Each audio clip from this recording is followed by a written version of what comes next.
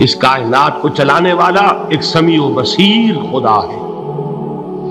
وہ جو میرا دوست ہے، میرا ولی ہے، اللہ ولی الذین آمنوا یخرجہم من الظلمات الی النور۔ اللہ اہل ایمان کا ولی ہے، ساتھی ہے، پشت پناہ ہے، مددگار ہے، حمایتی ہے۔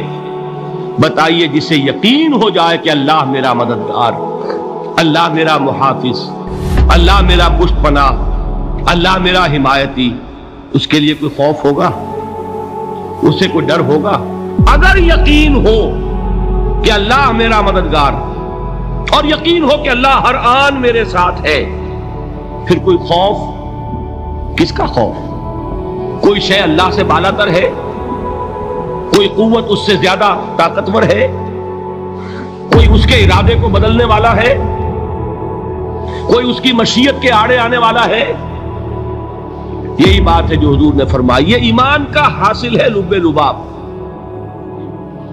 کہ دیکھو اچھی طرح اس بات کو ذہن نشین کر لو، اگر تمام انسان مل کر تمہیں کوئی نقصان پہنچانا چاہے نہیں پہنچا سکتے، مگر جو کچھ اللہ نے لکھ دیا ہو، اور تمام انسان مل کر تمہیں کوئی نفع پہنچانا چاہے نہیں پہنچا سکتے، مگر وہ شے جو اللہ نے طے کر دی۔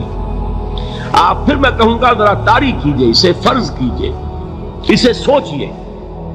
اگر اس حدیث پر ہمارا دل ٹھکا ہوا ہو تو کسی سے ڈر ہوگا؟ یہ مجھے نقصان نہ پہنچا دے، یہ میری رپورٹ خراب نہ کر دے، یہ میری انکریمنٹ نہ رکوا دے، یہ میرا یہ نہ بگاڑ دے، یہ میرے یہ نقصان نہ پہنچا دے۔ اس کا ڈر، اس کا ڈر، اس کا خوف، اس کی خوشامد، اس کے لیے جا کر طرح طرح سے اپنی عزت نفس کو ذلیل کروانا اس کے سامنے، یہ سب کچھ کیوں کرتا ہے انسان؟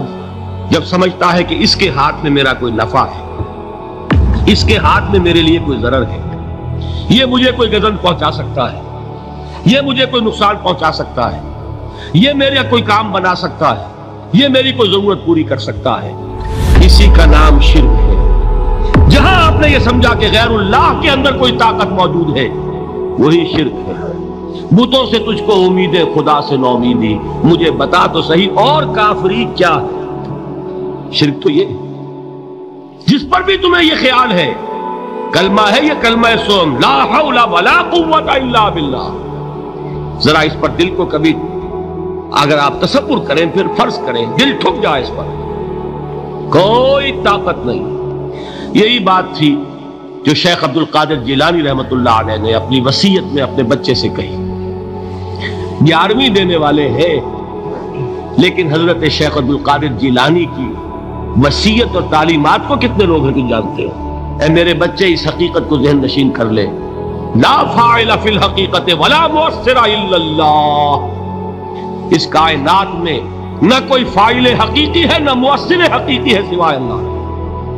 کسی شے میں کوئی تاثیر نہیں اگر اللہ نہ چاہے، آگ جلا نہیں سکتی اگر اللہ نہ چاہے، پانی ڈبو نہیں سکتا اگر اللہ نہ چاہے، زہر ہلاک نہیں کر سکتا اگر اللہ نہ چاہے، کوئی چیز فائدہ نہیں پہنچا سکتی اگر اللہ نہ چاہے۔ تو در در پہ کیوں سر جھکاتے ہو؟ در در پر کیوں جبیں سائی کرتے ہو؟ سب کے سامنے کیوں ہاتھ پھیلاتے ہو؟ ایک اللہ سے مانگو، ایک اللہ کے سامنے زمین پر اپنی جبین رکھو۔ موسیٰ ہم تو پکڑے گئے۔ اس وقت موسیٰ کا جواب کیا ہے؟ کلا ان معی ربی سیہدین، نہیں، میرے ساتھ میرا رب ہے، وہ راستہ دے گا۔ بتائیے کہاں راستہ نظر آ رہا ہے؟ یہ ہے ایمان بالغیب۔ راستہ نظر نہ آئے تب اللہ پر یقین ایمان ہے۔ جیب میں پیسے ہوں اور تب دل کو اطمینان ہے، تو ایمان کس پر ہوا؟ پیسے پر، اللہ پر نہیں۔ جب وسائل و ذرائع نہ ہو اور پھر یقین ہو کہ اللہ مسبب الاسباب ہے، وہ اسباب کا پابند نہیں ہے، وہ اسباب کا محتاج نہیں ہے، اسباب اس کے محتاج ہے۔ اگر یہ یقین ہے تو اللہ پر ایمان ہے، یہ نہیں ہے تو تمہارا ایمان اسباب پر ہے، وسائل پر ہے، ذرائع پر ہے، مادیات پر ہے، اللہ پر نہیں۔ اس وقت کہاں راستہ تھا؟ کوئی راستہ تھا؟ سمندر ہے اور ادھر سے لشکر آ گیا ہے، کلا ان معی ربی سیہدین۔